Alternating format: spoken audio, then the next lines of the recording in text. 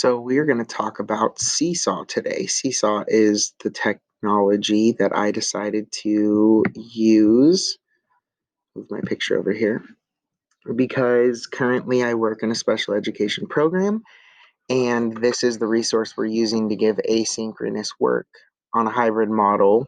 We use it on Monday mornings and afternoons, and I'd like to just talk about some of the ways that it melds technology and education so that distance learning feels a little bit more like the classroom. So first of all, we should probably talk about Seesaw and its uses. So some basic information and background on Seesaw is it's a resource for grades pre-K to 12. So from your littlest learners all the way up to your biggest learners, this is something that you may see educators use. The core program itself is free for everyone. You just create an account and you can move forward. However, it is important to keep in mind that there are some tiered paid levels of this program for teachers specifically in districts that offer some more resources and things. So keep that in mind. Slide back here. Seesaw is a fully immersive experience for students and staff. So the technological implication for students is quite high. They get the chance to record themselves and edit documents and interact with things the way they would in a classroom setting. But beyond that, it's also very immersive for teachers. There's ways to code in language so that clip arts show up in the directions, and there's just a lot of things that you can learn as an educator that will make this program as impactful as it should be, as useful as it should be. Speaking of uses, let's talk about the tools that Seesaw offers. Like I said, you can take pictures, you can record your voice and a video, you can use pen tools, eraser tools, marker tools, any kind of tool to write on documents. You can also manipulate pieces of documents if they've been created so that they can be moved. But beyond all of that is you can create text boxes and label. You can do multiple of these actions at once. So you may record your voice while you write an addition sentence, which is an example we're going to see here in a second.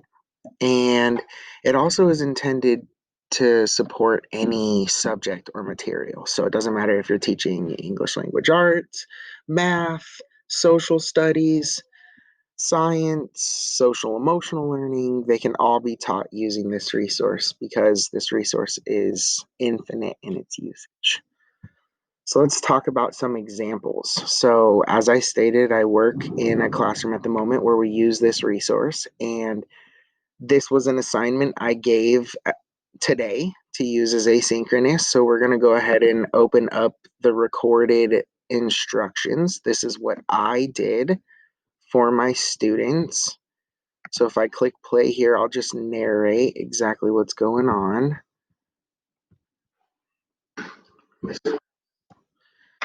So I'm giving the kids verbal instructions and I'm saying, this is the layout of the assignment and here's how I want you to complete it. It would be very nice if your sentences were different than mine. And then I begin to show them some of the tools. So I click on the pencil tool and I draw out my addition sentence. And for this problem, I chose 1 plus 3. And then I explained, now I want to build my addition sentence. So I'm going to click the finger so I can move pictures, and I'm going to build my number sentence with my B's. So I know I need 1 B in the first box and 3 B's in the second box. So I build my problem. And then I notice my equal sign, which means I need to know how many all together. So I count my B's. I get 3 going, add 1, and use the pencil tool to write my answer. 1 plus 3 equals 4. Now, let's go take a look at a student completing this assignment today. Now, I'm not sure if you're going to be able to hear him. I will turn my laptop up so that we have our best chance. But he does narrate his addition sentences.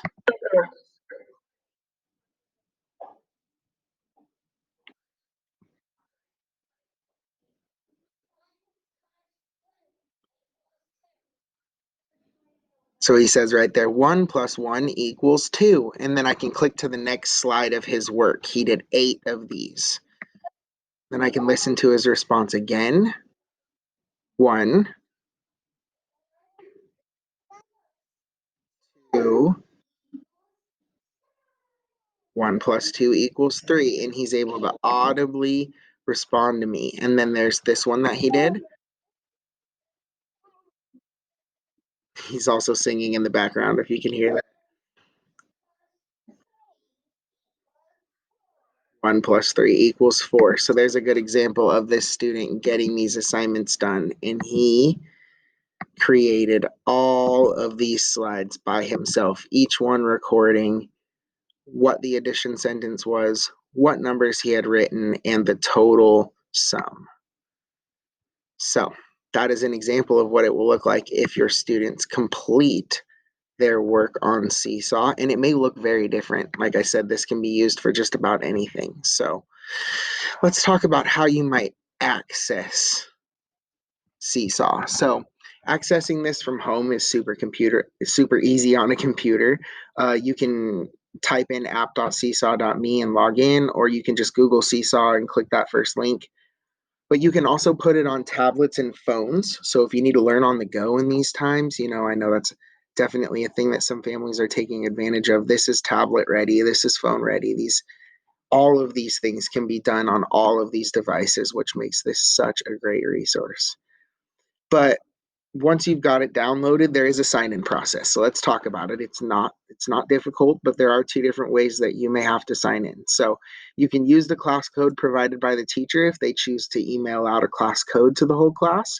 If you're familiar with Epic, this is the same principle. But also you can use your Google accounts. So for my district, our students have Google accounts tied to their district email, and they can use that to sign in. It's the same password. Everything is seamless then, and you are off and running, just like it says there. That's it. You're logged on and you're seesawing. So have fun using this resource. Definitely check it out. There's an entire community of educators who have created these resources. You can always repurpose them, edit them. So have fun exploring all that there is to do inside of Seesaw.